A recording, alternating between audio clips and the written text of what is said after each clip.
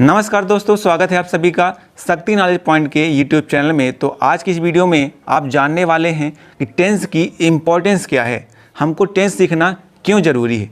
यहाँ पे आपको कुछ पॉइंट दिख रहे होंगे, इन्हीं को मैं इन्हीं बेसिस पे आपको बताऊँगा कि टेंस आपको कैसे हेल्प कर सकता है बाकी चीज़ों में। टेंस की इम्पोर्टेंस इतनी नहीं है कि MP बोर्ड में 10th में 5 क्वेश्चन आ जाते हैं ट्रांसलेट करने के लिए, है ना। अगर आप 9th में भी आ जाते हैं। टेंस का इम्पोर्टेंस इससे भी कहीं ज़्यादा है। तो वीडियो को आप अंत तक जरूर देखिए, आपको इस वीडियो में पता चल जाएगा कि हमको टेंस पढ़ना क्यों ज़रूरी है।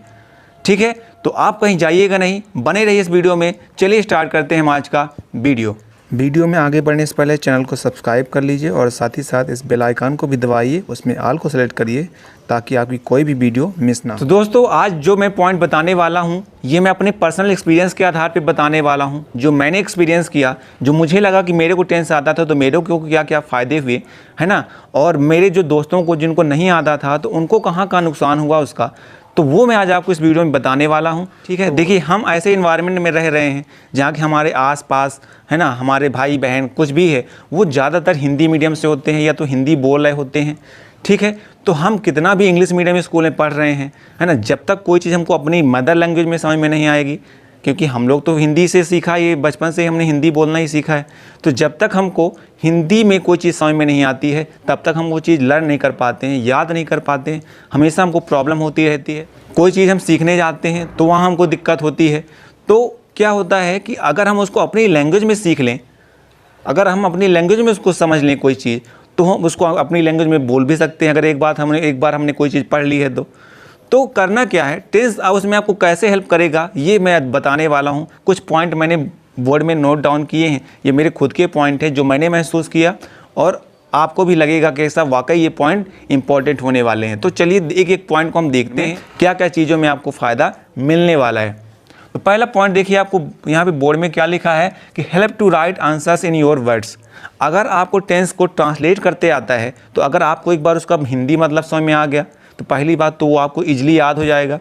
उसके बाद आपने अगर उसको अपनी लैंग्वेज में सीख लिया तो उसके बाद क्या होगा, आपने उसको समझ लिया, अपनी लैंग्वेज में समझ लिया, तो होगा क्या कि जब आप उस आंसर को लिखने जाएंगे और आपको ट्रांसलेट करने आता होगा ना हिंदी टू इंग्लिश, तो अगर आपको ट्रांसलेट करते आता होगा तो आप उसको वो जो क्वेश्चन का आंसर आपने समझ तो लिया है, आपको याद भी हो गया है, अब उसको आप अपनी लैंग्वेज में लिख सकते हैं, है ना। तो क्या आपको याद करने में बहुत ईजी हो जाएगा और आंसर्स लिखने में भी आपको बहुत फ़ायदा होने वाला है। ठीक है, तो दूसरा पॉइंट क्या देखते हैं, हेल्प टू राइट एन इसे। देखिए, इंग्लिश का जब पेपर होता है तो उसमें इसे आता है, आपको पता है।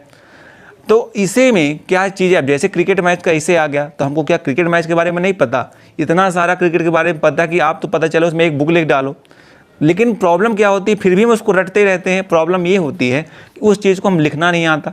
इंग्लिश हिंदी में तो हमको अच्छा आता है, हिंदी में कोई बोल दे तो हम लिखते रहें ख़त्म ही ना करें 4 पेज 5 पेज। तो अगर जो चीज़ें हमको हिंदी में आती हैं अगर उसको इंग्लिश में लिखना हमको आने लगे तो वो तो हम बहुत सारा लिख सकते हैं, उसको याद करने की भी ज़रूरत नहीं होगी। एक बार हमने देख लिया बुक में, उसको समझ लिया कि इसमें क्या एक्चुअली क्या क्या पॉइंट्स हमको लिखने हैं, तो उसको हम इंग्लिश में लिख सकते हैं। तो यहाँ भी आपको ट्रांसलेट देखिए हेल्प किया।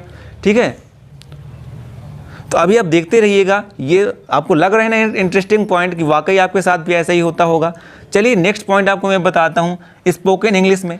ये तो आपको पता ही है कि अगर आपको ट्रांसलेट करते आता है तो क्या कि बहुत से सिंपल से वर्ड हैं आपको अपने ऐसे ही फॉर्म कर लोगे और आपको बोलने में भी बहुत ज़्यादा हेल्प होती है ना। तो टेंसेस के बहुत सारे फ़ायदे होने वाले हैं। ठीक है, और ये चीज़ें मैं आपको बता रहा हूँ, मैंने बताया भी था कि ये चीज़ें मैं अपने खुद जो एक्सपीरियंस किया तो वो चीज़ें मैं बता रहा हूँ। फिर आगे क्या है कि हेल्प टू अंडरस्टैंड लेसन। अगर कोई भी चीज़ हमको आती है, अगर उसको हमने अपनी लैंग्वेज में सीख लिया है, देखो अगर आप इंग्लिश मीडियम से हो तो हिंदी में आपको हिंदी मिलती है और संस्कृत मिलती है, लेकिन ज़्यादातर सब्जेक्ट इंग्लिश में है। तो अगर उस चैप्टर को आपने अपने लैंग्वेज में समझ लिया, क्योंकि जब तक कोई चीज़ हमको हिंदी में नहीं समझ में आती तो याद नहीं होती तो हम क्वेश्चन में भी नहीं लिख पाते। बट अगर उस चीज़ को आप हिंदी में समझ लिए हो, फिर आपको लिखना आता है इंग्लिश में, ट्रांसलेट करना आता है, तो वहाँ पे क्या होगा कि जो पॉइंट आपको भूल भी जाते हैं तो अगर आपने हिंदी में उसको समझा हुआ है तो उसको ट्रांसलेट करके लिख सकते हैं। अब मैं ऐसा नहीं बोल रहा हूँ कि आपको याद ही नहीं करना पड़ेगा, देखो याद तो करना पड़ेगा, बट क्या होता है जो पॉइंट हम भूल जाते हैं, जो हम लोग नहीं लिख पाते हैं क्वेश्चन में, क्योंकि रटा रटाया हम लिखते हैं, अगर हम वो पॉइंट भूले हुए हैं तो वो क्या है कि वहाँ पे आपको हेल्प करेगा, क्योंकि आपने हिंदी में उसको समझा हुआ है। तो आप क्या करोगे कि आपको हिंदी में पॉइंट याद है तो उसको ट्रांसलेट करके इंग्लिश में लिख लोगे। बट अगर आप हिंदी मीडियम से हो तो वहाँ पे आपको इंग्लिश एक सब्जेक्ट होता है, तो इंग्लिश तो आप लेके ट्रांसलेट आपके लिए क्या होता है, चैलेंजिंग होता है। आप लोग ये सोचते हो कि यार इंग्लिश तो हमको बनेगी ही नहीं। और मैंने भी देखा कि ज़्यादातर लोग क्या हिंदी मीडियम में इंग्लिश में ही फेल हो जाते हैं। अब वो अलग बात है कि बेस्ट ऑफ 5 चलने लगा MP बोर्ड में, तो आपको थोड़ा सा राहत मिल गई। बट ऐसा नहीं कि आप देखो आगे चल के आपको इंग्लिश तो पढ़ना ही पढ़ना पड़ेगा। ऐसा है नहीं कि आप अभी छोड़ दे रहे हो तो यार आगे हमको इंग्लिश पढ़ने की ज़रूरत नहीं है, हम बचते जाएंगे इंग्लिश से। देखो इंग्लिश से बचा नहीं जा सकता, तो क्यों ना हम उसको अच्छी तरीके से एंजॉय करके पढ़ें। अभी आपके पास ये अच्छा मौका है कि अगर आप कोई चीज़ ट्रांसलेट कर पा रहे हो हिंदी टू इंग्लिश, तो बहुत ईजी तरीके से आप बहुत सारी चीज़ें सीख सकते हो। इसके लिए आप बहुत सारी और चीज़ें भी कर सकते हो। आप नॉवेल्स पढ़ सकते हो इंग्लिश के, ईजी कहानियाँ पढ़ सकते हो, जो कि आपको इंटरेस्ट क्या करेगी, आपके अंदर डेवलप करेगी कोई चीज़ इंग्लिश पढ़ने के लिए। तो यहाँ पे बहुत हेल्प होने वाली है। ट्रांसलेशन अगर आपको आता है तो आप बहुत अच्छी तरीके से, मेरे को ऐसा लगता है कि आपको हेल्प होगी और आप बहुत सारी चीज़ें कर पाओगे। इंग्लिश से आपका जो डर है ना वो ख़त्म हो जाएगा। ठीक है, इसीलिए मैंने और भी टॉपिक से कर सकता था स्टार्ट, बट मैंने स्टार्ट कर क्या किया, टेंस से स्टार्ट किया, क्योंकि टेंस ना एक बेस होता है बाकी चीज़ों को सीखने के लिए। ठीक है, फिर आगे मैंने क्या बोलिए लिखा हुआ है ट्रांसफॉर्मेशन। तो देखो ट्रांसफॉर्मेशन यानी क्या होता है, जैसे कोई इंग्लिश में ही एक टेंस में लिखा हुआ है, अफर्मेटिव में मान लो सेंटेंस लिखा है, अगर आपको उसको निगेटिव बनाना है तो अब देखो हमने जब ट्रांसलेशन सीखा हिंदी टू इंग्लिश, तो वहाँ पे हमने क्या चीज़ें, बहुत सारे रूल भी सीखे। और रूल को ही तो जब हम अपने दिमाग में रखते हैं तभी तो हम उसको ट्रांसफॉर्म भी कर सकते हैं ना। अगर हिंदी अफर्मेटिव में लिखा है, निगेटिव में हमको बताना है तो बहुत ईजी तरीके से बना लेंगे, क्योंकि हमको अफर्मेटिव का भी रूल याद है, हमको निगेटिव का भी रूल याद है। बस एक टेंस का जो रूल उठाना है और दूसरे टेंस के जो रूल में फिट कर देना है, बस कहीं आपको दिक्कत ही नहीं होने वाली।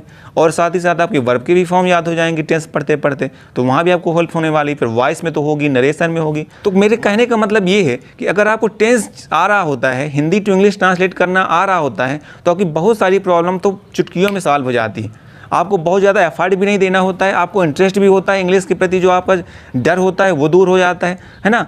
तो ये चीज़ें होती है, मैंने भी इस चीज़ को महसूस किया। अगर आप लोग दिमाग में ये को बैठा के रखे हो कि यार हम गांव से हैं, हम हिंदी मीडियम से हैं, तो हमको इंग्लिश नहीं आ पाएगी, तो ये डर हटा दीजिए। मैं भी 8 तक हिंदी मीडियम में ही पढ़ा है, फिर उसके बाद लेकिन इंग्लिश के मेरे को ट्रांसलेट आता था, तो मैं कोई चीज़ को ना टेंशन में नहीं लेता था, मेरे को मज़ा आने लगा। फिर मैंने 4 साल इंजीनियरिंग भी करी, तो वहाँ भी मेरे को पता ही नहीं चला कि यार मैंने इंग्लिश मीडियम, एक हिंदी मीडियम का लड़का इंग्लिश मीडियम का जो पूरा इंजीनियरिंग कर लिया, तो मेरे को ना बहुत ज़्यादा हेल्प मिली और पता ही नहीं चला कि यार मैं इंग्लिश मीडियम में पढ़ रहा हूँ, क्योंकि इंग्लिश के प्रति तो मेरे को ऑलरेडी इंटरेस्ट था।